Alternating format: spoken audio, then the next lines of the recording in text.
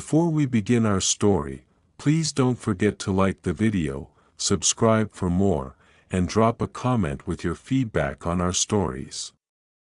We'd love to hear your thoughts. The bar was a relic of a bygone era, a dimly lit sanctuary carved into the battered heart of a lawless outpost. Its faded sign, "The Last Stand," hung crookedly above a heavy metal door, the letters barely visible beneath layers of grime, soot, and the years of neglect.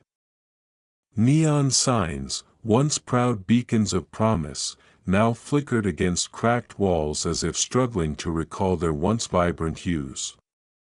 The air was heavy, not only with the scent of burnt fuel and cheap liquor but also with the fragrance of old battles whose ghosts still lingered with every exhaled breath.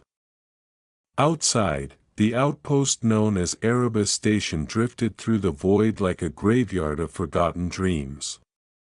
This sprawling junkyard of discarded starships, scavenged tech, and lost souls orbited a dying star on the fringe of the neutral zone, a buffer between the human-led Galactic Coalition and the shattered territories of the Krylos Dominion. Though the war had ended 5 long years ago, its scars remained vivid in every weathered face, every wreck lying in a docking bay, and even in the uneasy silence that blanketed the last stand. Inside, scattered patrons nursed their drinks in reflective silence. A holoscreen behind the bar repeatedly played grainy footage of news reports, ruined worlds, collapsed starships, and the ghostly visages of generals exiled or long dead. The bartender, a grizzled human named Jax with a mechanical arm that whirred with each deliberate movement, moved slowly behind a scratched counter. His age and experience lent him a wariness that conveyed both sorrow and the burden of too many memories. At a corner table, beneath the feeble glow of a malfunctioning light strip, 2 figures sat facing one another. One was human, broad-shouldered, his features lined with scars of loss and hardship. His name was Captain Elias Vera, though for many years he had not thought of himself as a captain, merely as another soldier adrift in the void of his own regrets. The other figure was not quite human, a Krylos warrior named Kael'thor, tall and lean with deep-set eyes that held the quiet fury of an entire war-ravaged people. Kael'thor's exoskeletal armor, dulled from battle, still bore the defiant sigil of the Krylos Dominion, though its once proud luster had been marred by scratches and dried blood. For a long, waited moment, nothing was said, the tension between them a silent echo of old battlefields, their hearts still heavy from the scars of war. And yet, in that quiet interlude, the ghosts seemed to gather, memories of burning colonies, of skies darkened by orbital bombardment, of lives lost that neither side could ever reclaim. Then, as if a single misstep could shatter the fragile truce, tensions exploded. A single wrong word shattered the silence. Captain Elias Vera slammed his fist down on the battered table, sending his half-empty glass skittering across its surface. The sound was sharp, a reminder of battles fought with fists and blood, of grudges that refused to die. Kael'thor rose swiftly, its mandibles clicking in agitation, shifting into a posture that wore its predatory nature like a challenge. Chairs scraped the floor, nearby patrons paused, drawn to the momentum of impending conflict. Jax the bartender, ever the silent observer, reached under the counter for a stun baton. His mechanical arm hummed louder as he moved, but the threat was already kindled. "You don't get to sit here like we're the same," growled Elias, his voice tremulous with memories. "I remember your kind burning colonies to ash. I remember the screams."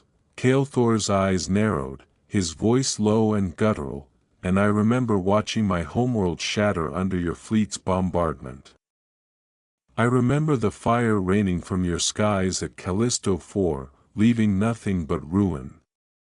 For a heartbeat, the air between them was taut, full of the weight of old hatred and fresh wounds. Then, as if guided by the silent promise of forgotten allies, Elias exhaled sharply, letting his anger ebb like the dying rush of a once-burned tide. Kael'thor's mandibles twitched, and after another long moment, it slowly slumped back into its seat.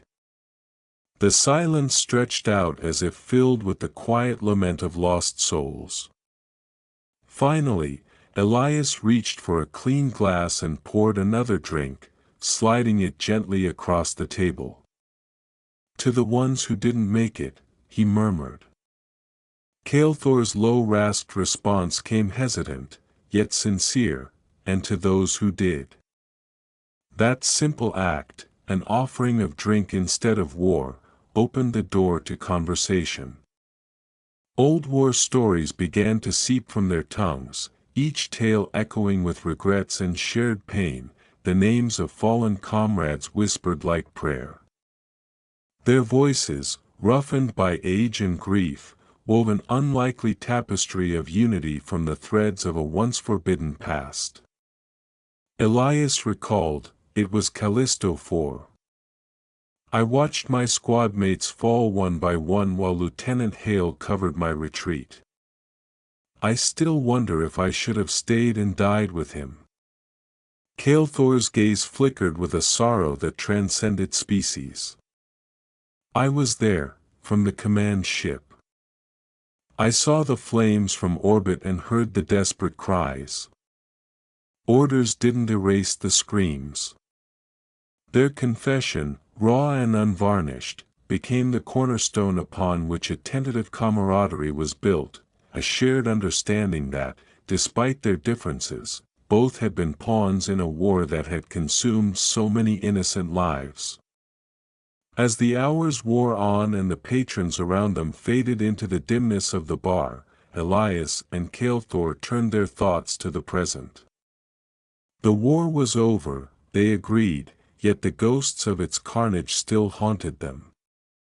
In hushed tones, Elias mentioned a recent salvage mission he had undertaken, a job on a derelict coalition warship rumored to house highly classified data about the final days of the conflict.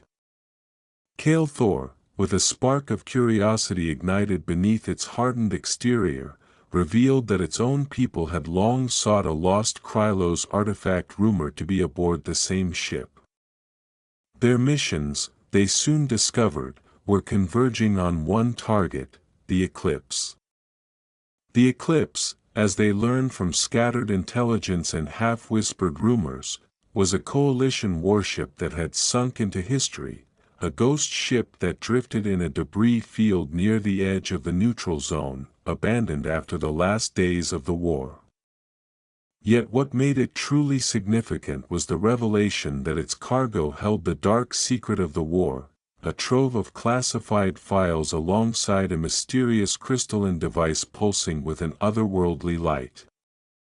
More shockingly, these items detail the conspiracy that spanned both the Coalition and the Krylos Dominion.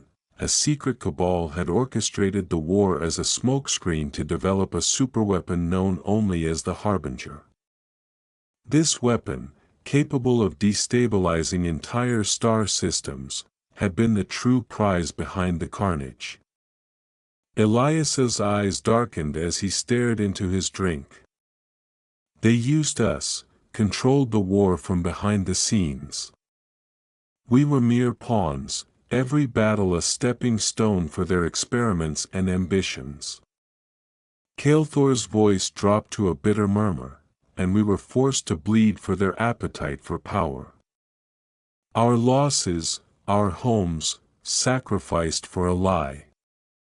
Before they could delve further into their revelations, a sudden movement startled them. The dim lights of the bar flickered uncertainly, and the low hum of machinery gave way to something more sinister. A wiry human with a cybernetic eye and a patchwork jacket, an underworld broker named Rin, approached their table. His voice was raspy, tinged with both desperation and a hint of hope. I couldn't help overhearing. If you're planning to salvage that ship, the Eclipse, I can help you navigate the debris field out there, for a price, of course. Elias arched an eyebrow. What's your stake in this? Rin shrugged nonchalantly.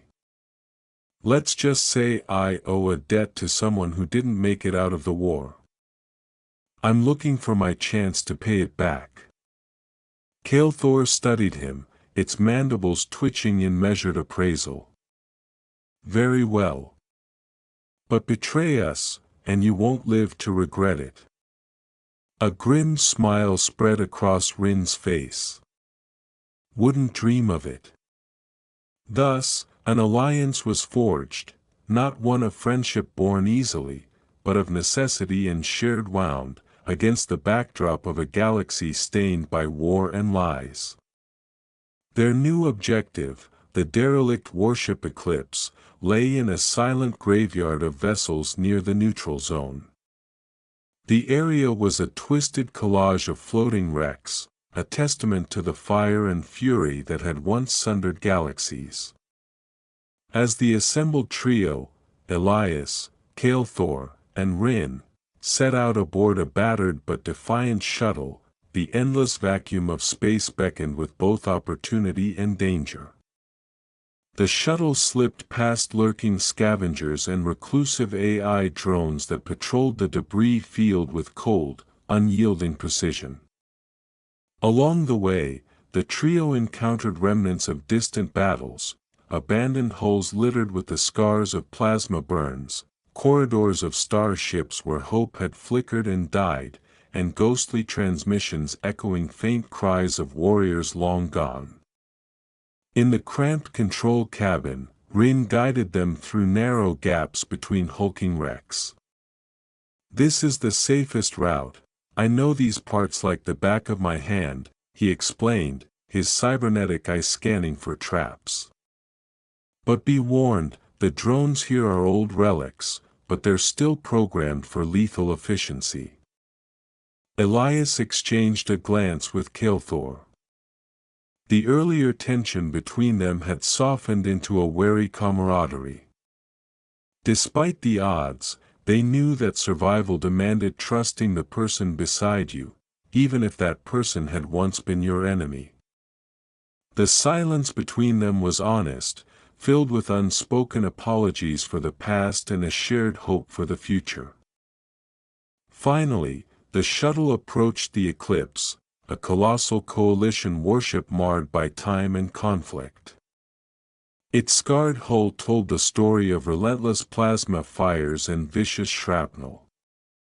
Though lifeless on the surface, the ship exuded a somber dignity, as if mourning its fallen crew and the terrible secrets it had harbored. Docking with the Eclipse, the trio exchanged determined looks before they stepped through the decomposing airlock. The interior was an eerie mausoleum, dark corridors lined with flickering emergency lights and the silent testimony of destruction. Shadows clung to twisted metal beams and scattered personal effects, a child's toy here, a faded photograph there, a poignant reminder that lives and hopes had once burned bright here. Rin led the way, his cybernetic eye scanning for residual traps, while Kael'thor's gaze was fixed on the occasional plating that shimmered with a spectral glow. This place gives me the creeps, Rin muttered as they advanced. It's like the ship itself is watching us. Kael'thor's mandibles clicked softly. It is not the ship you should fear. It is what remains of its crew. In a desolate corridor, they found shattered remnants of coalition uniforms, their worn faces frozen in expressions of terror, desperation, and stubborn defiance. Elias paused before a body slumped against a wall, his features tight with grim recollection. This was a medical bay. They tried to save lives when the ship was abandoned. Kael'thor nodded solemnly. War spares no one, not even the healers. Deep within the data core, a chamber lit only by the ghostly light of malfunctioning consoles, they unearthed the relics of secrets long buried. Here lay a cache of classified files, and next to it balanced on a pedestal, a crystalline Krylos artifact pulsing with faint, entrancing light. As they absorbed the data, lines of conspiracy unfurled before them. The war had been orchestrated by a secret cabal comprised of high-ranking coalition and Krylos leaders. Their true purpose had been hidden behind staged battles and staged losses, a calculated effort to develop the Harbinger, a superweapon capable of destabilizing entire star systems. Elias jolted with rage as he read the files. They used us, used every soldier, every life, for their sick experiments. This entire war was nothing more than a cover for their twisted ambitions. Kael'thor's voice, heavy with bitterness, responded, "We were all pawns in their game. Orders that we followed without question, now haunting our every step." Before they could further process this revelation, the eerie silence shattered. The ship's dormant systems flickered to life, and a cold, mechanical voice reverberated through the corridors. "Unauthorized access detected. Initiating containment protocol." Rin cursed under his breath. "We've got company. The ship's AI is active and is not pleased." Instinctively, Elias grabbed the data core while Kael'thor snatched the artifact.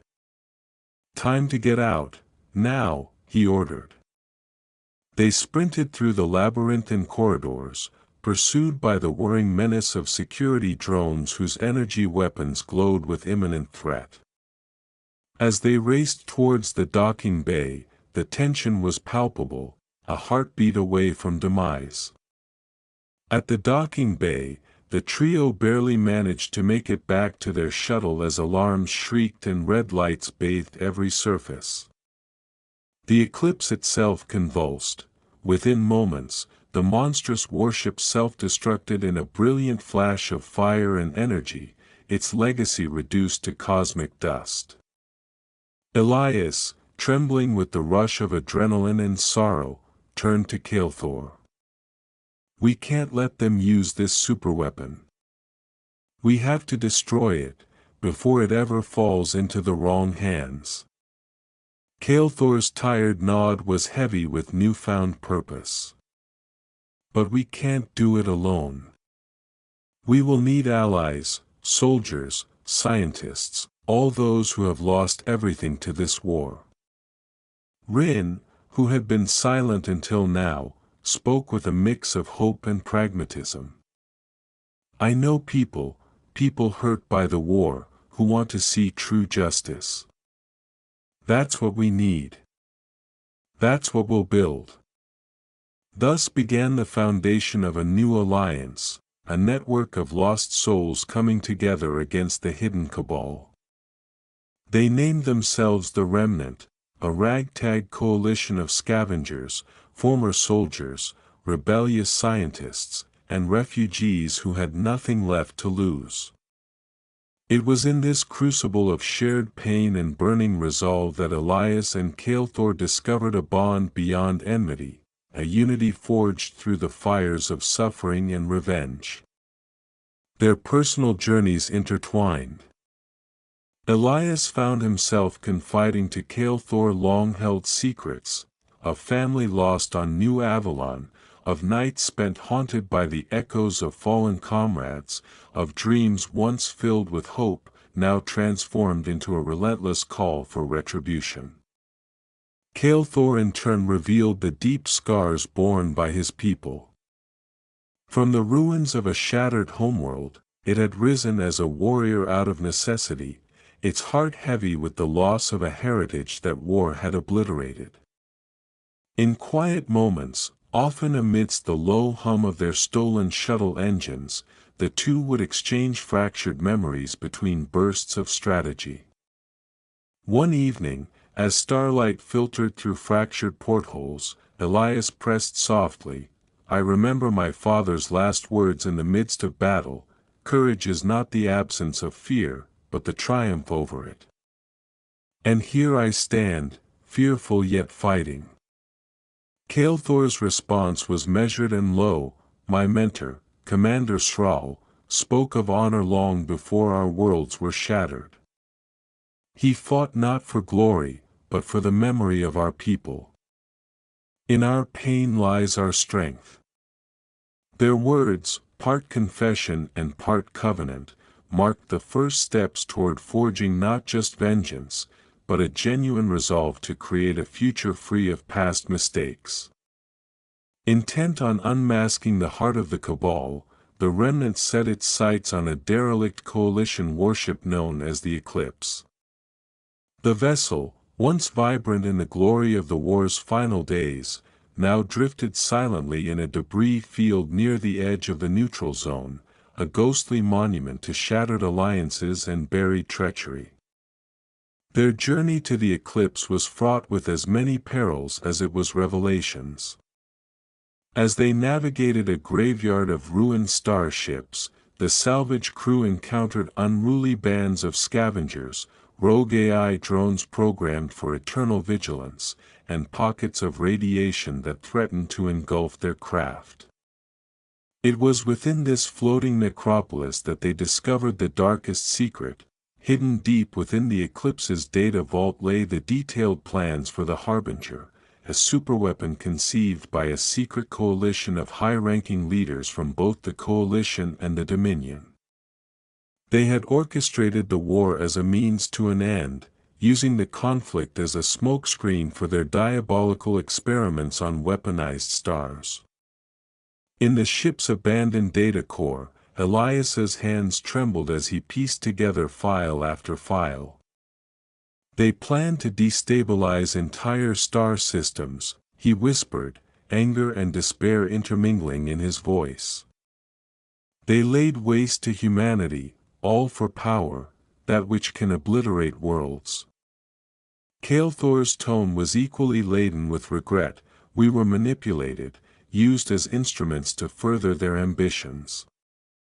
Orders were given, but the true cost was incalculable." Before they could digest the revelation, the Eclipse's ancient systems roared back to life. The corridors lit with a harsh, clinical glow as automated containment protocols activated. A cold, mechanical voice echoed through the ship, "Unauthorized access detected. Initiating containment protocol." Panic prickled along Rin's spine. "We've got company. The ship's AI isn't dead." Elias seized the data core while Kael'thor clutched the pulsing artifact as they bolted toward the docking bay. Security drones, relics of the Eclipse's final days, activated their weapons systems, their beams slicing through the cold darkness. A desperate firefight ensued in the claustrophobic corridors, blaster bolts cutting through silence, echoes of shouts and mechanical whirs mixing with the beeping escalation of alarms.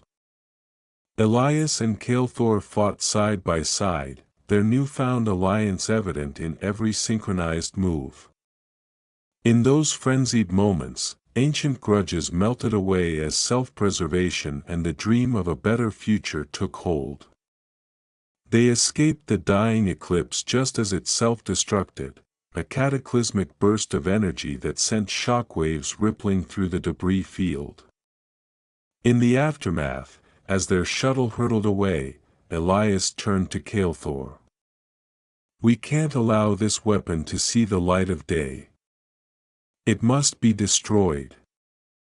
Kael'thor's gaze, grim yet hopeful, met his. "We will need allies, though. Alone we stand little chance."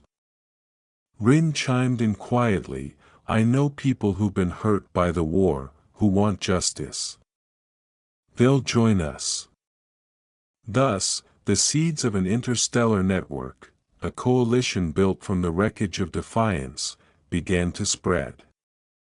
The remnant was born, an alliance of scavengers, former soldiers, rogue scientists, and refugees who had nothing left to lose. In that crucible of shared loss and purpose, Elias and Kale Thor found that their bitter experiences had illuminated a path toward a future where the old enemies might stand together. Across the shattered remnants of war, word spread of the remnants' cause. Survivors who had long been forgotten emerged from the embers of their despair. Rebel groups once separated by borders and ideologies united over their common hunger for accountability. In secret meetings on derelict space stations and hidden enclaves near war-torn borders, the army of the forgotten grew. In one such encounter, Elias attended a clandestine assembly aboard a rusted freighter converted into a temporary safe house. Among those gathered was a former UEC engineer with wild eyes and calloused hands, an ex-mercenary with a voice that dripped defiance, and even defectors from the Krylos Dominion who sought to escape the tyranny of their old masters. Through a torrent of dialogue, heated debates, and shared pain, they devised a plan to infiltrate the hidden lair of the Cabal, a fortified base where the final stages of the Harbinger were nearing completion. "I've lost too much to let them finish this weapon," said a gaunt former colonel, his voice hoarse from years of combat. "We have to dismantle their operation at its heart." Elias added, his tone resolute yet somber, "Our actions here may decide the future for all who call the stars home. We do this not for vengeance alone but to honor every life lost to this senseless war." Kale Thor, who had grown quieter as he meditated on the new alliances, simply nodded. "Let us unite. Even those once on opposite sides must look beyond bitter ends if a peaceful dawn is to rise." Their unity was tentative but powerful, a testament to the resilience of the human, and Krylos, spirit in a galaxy scarred by unending conflict. The final confrontation loomed on the horizon. Intelligence gathered by the remnant pointed to an isolated, high-security base, hidden deep within a cluster of rogue asteroids in the outer reaches of the neutral zone. This was the Cabal's stronghold, where leaders from both the Galactic Coalition and the Krylos Dominion had met in secret to finalize the Harbinger. The superweapon, a device of unimaginable destructive power, was nearly complete, a threat that could raise entire star systems if set loose. Elias, Kale Thor, and their closest allies prepared for a desperate raid, knowing that a failure here would condemn countless lives to oblivion.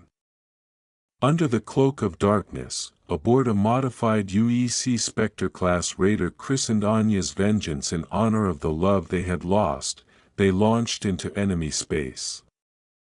Tension crackled like plasma in every moment of the flight, a desperate, almost sacred, silence punctuated by careful orders and anxious glances. As they breached the asteroid fortress, the corridors within were a labyrinth of high-tech security systems, automated turrets, and waves of mercenaries loyal to the Cabal. In a series of explosive scenes, the remnant fought its way through these defenses. Elias led the charge, his every move an echo of the countless fights he had survived.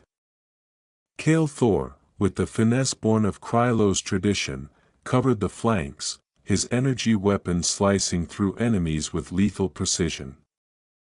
Inside the hidden fortress, the final confrontation erupted. In a grand, echoing chamber, the Cabal's final guards, a blend of elite coalition officers and merciless Krylos enforcers, rushed to protect the nascent superweapon. The battle was brutal and swift. Plasma bolts ignited the air, bodies fell in a torrent of violence, and the echoes of clashing ideals reverberated off the cold, metallic walls. Through the chaos, Elias and Kael'thor fought side by side. The bond they had forged in the crucible of shared loss and hard-won trust shone through every synchronized motion. In one heart-stopping moment, as the chamber quaked from the ferocity of the battle, the Cabal's final lieutenant, a man twisted by power and greed, turned and sneered at Elias, "You never had a place in our new order." Elias's reply was a whisper laden with pain and determination, "Then we will forge our own order, one of freedom and justice." When the tide turned and the weapon, the Harbinger, began to hum ominously with uncontrolled power, Elias issued the final command: the device must be destroyed.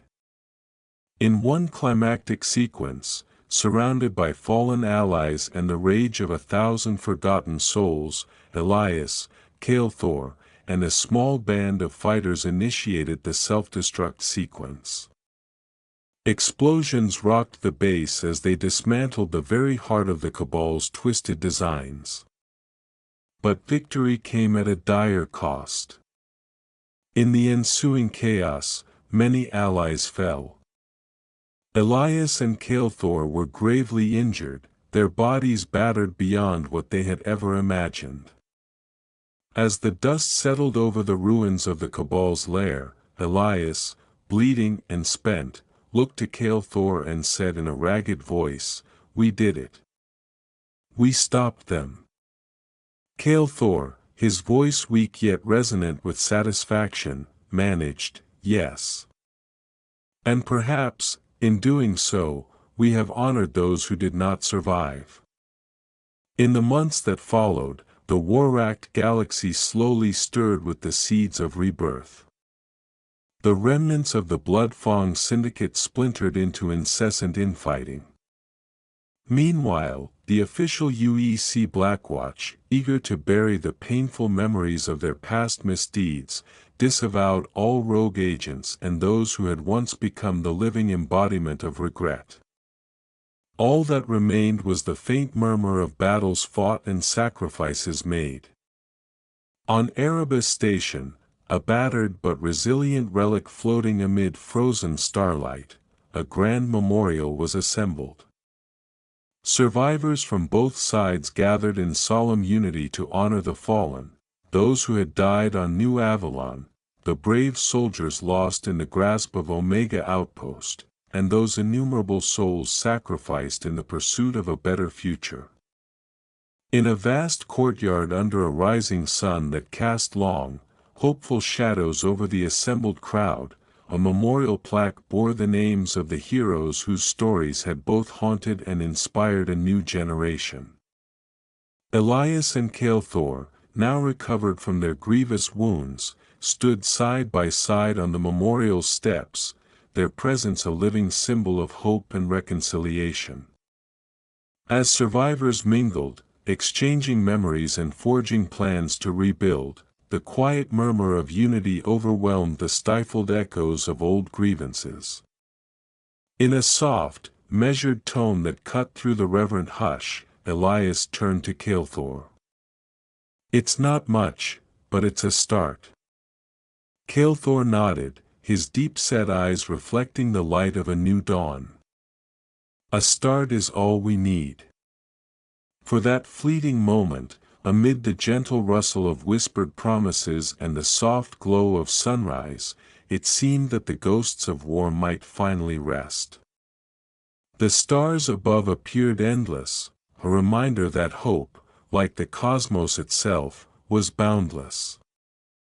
The promise of peace, born from the bitter ingenuity of those who had once craved only vengeance, shone in the eyes of all who gathered.